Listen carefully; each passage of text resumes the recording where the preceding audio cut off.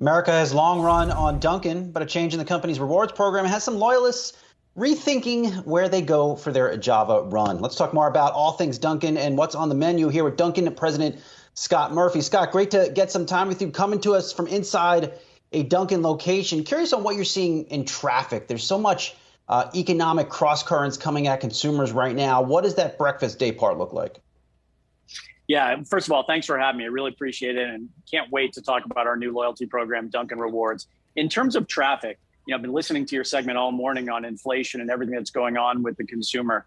We feel really good about the breakfast segment. We feel really good about our brand and how we stand tall. People need their coffee and their breakfast sandwich to start their morning. So we've seen really strong results for our brand in the last couple months. Scott, full stop. I was critical of the changes in the rewards program, but it's coming from a place of love. I have the Dunkin' app. I go to Dunkin' all the time, and a lot of other people seem to have caught my vibe. Have you looked at what you made here and are making any changes now to respond to consumers? Yeah, so, and I know it comes from a place of love from you, Brian. Absolutely. Here's what I would say. We rolled out our Dunkin' Perks program in 2014, and we haven't made any changes in the last 8 years. And we went out and we talked to our core users and we said, what do you want from a program? And they said they wanted three things. They wanted more variety, because in the old program, you could just get a beverage. They wanted more flexibility, and we've now given them a chance to stack points so they can buy a drink for themselves, they can buy a sandwich for their family, or a whole meal for the soccer team. And they said they wanted recognition. So big users like you want to be recognized, and we now have a boosted status. And so we've put those three things in place. We're really excited about this new program. We gave out 4 billion free points in the last 3 days, and the response has been overwhelmingly positive. Okay, fair enough. That's good to hear. But the birthday drink is it's the industry standard. Like, I know I would like to get a free birthday coffee until I ultimately drop dead and 6 feet under. I mean, do you think you'll bring that back? So we're talking about that for sure, Brian. But one thing we did do is, while we did take that piece away, what we added is come in either the day before your birthday, the day of your birthday, or the day after, get 3 times points that won't expire as long as you come a couple times a year. And you can actually get something besides just a beverage. You could get a donut, you could get a sandwich, you can get avocado toast, a lot more flexibility, which is what our guests wanted. So you're really monitoring some of the taste profiles, the trends on what consumers are moving towards in their purchases for anything from lunchtime to, starting off the day. So where are you still seeing the most traffic? At what point in the day to really make some of the menu decisions and changeovers there? Yeah, we're certainly a morning day part business. So 70% of our business happens before 11 a.m. And honestly, when COVID happened and we had that shutdown, we were all very nervous when the commute was not happening. But people shifted their behaviors a little bit, and they came to us a little later in the morning, and they came for a couple beverages, maybe to share with their spouses while they're working at home. But really, the trend that's happening is all around iced beverages. And we invented iced coffee. We're a leader, whether it's iced coffee, whether it's cold brew, our new refresher line. It's all about iced beverages and great attachment with snacking items to that. Hey, Scott, it's Julie here. I mean, I got to say, it's like, I guess I want to know a little bit more about the whole recession, spending patterns, et cetera, because you sound super positive.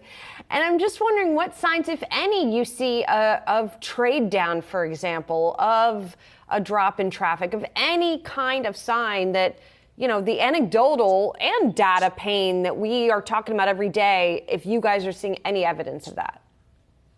Yeah, we do see some of it. And here's what I'd say anecdotally. What happens in our business is when things happen like fuel prices, or you see other spikes in inflationary environments, people pull back a little bit, and maybe they stop coming quite as frequently to a Dunkin' or some other restaurant. But especially with Dunkin', I think after a couple days or a week, people realize they need their morning Joe to get started, right? They need their coffee to fuel their day. And we've seen it come right back up. And I think uniquely positioned for us, Dunkin', it is a value offering, right? So we've got great products, both beverage and food, at a great price point, at the speed of Dunkin'. I think that's an unmatched combination out there. Scott, I go to my local Dunkin' every Saturday, and it's just a ritual I have. And every time I'm in line, the lines are huge in the morning, which is a good thing, I'm sure, but everybody's buying coffee, notably iced coffee. How big a percentage is donuts now on your business, and what does that menu look like? Yeah, donuts are about 20% of our product mix right now. You're right. Iced coffee is the future. That last year was the first year we sold more iced beverages than hot beverages. That's what the next generation of consumer wants. They want these iced cold beverages. They want highly colorful products that they can share on Instagram. But I will say our donuts, no one does donuts like we are. We are obviously a national and a global leader on donuts. You got to come try our spider donut, which we just rolled out for Halloween. We've got a jack-o'-lantern donut. There's nothing more shareable and more fun and a nice treat to yourself than a donut.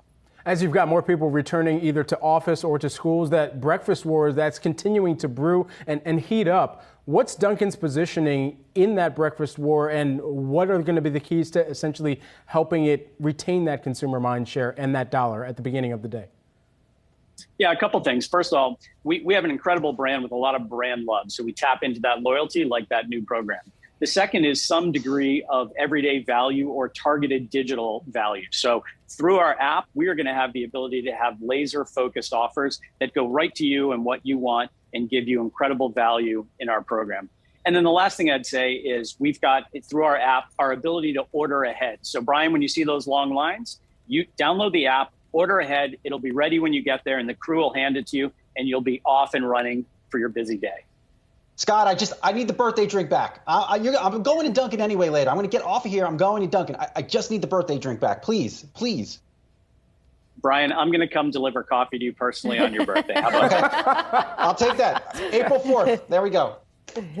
Done. Deal. Dunkin President Scott Murphy, thanks so much for joining us this morning. Appreciate it.